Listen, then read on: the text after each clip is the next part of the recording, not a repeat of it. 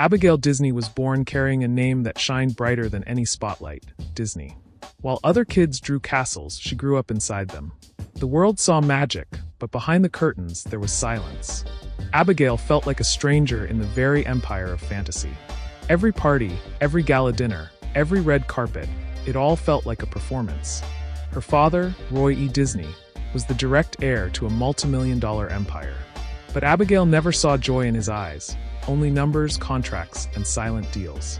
She grew up surrounded by dollar signs and expectations. At 18, someone asked her what she wanted to do with her life. She answered, "Listen to the real world." In college, she met Mark, a young documentary filmmaker passionate about social justice.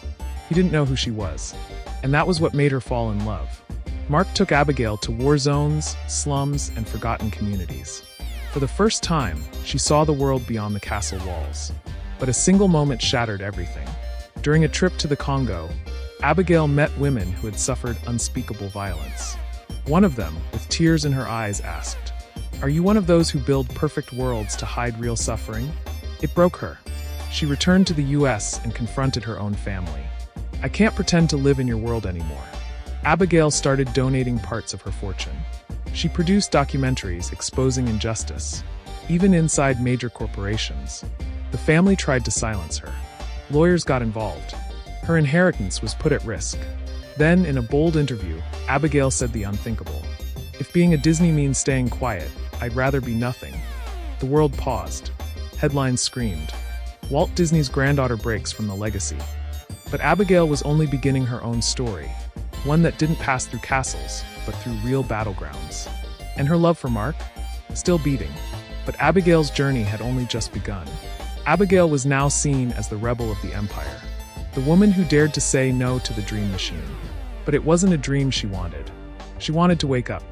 Letting go of the Disney name wasn't symbolic. It was a deep cut. Friends disappeared. Invitations vanished. The press called her ungrateful. Internally, her family labeled her the shame of the legacy. Mark became her anchor.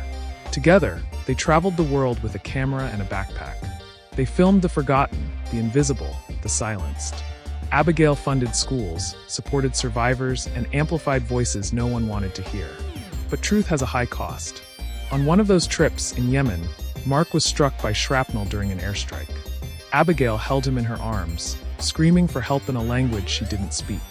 In an improvised hospital, Mark squeezed her hand and whispered, "You have to keep going.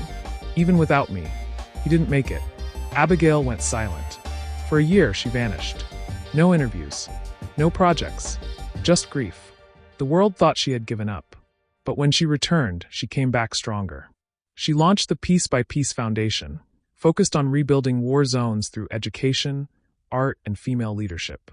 She stood before international courts, accusing corporations of enabling regimes.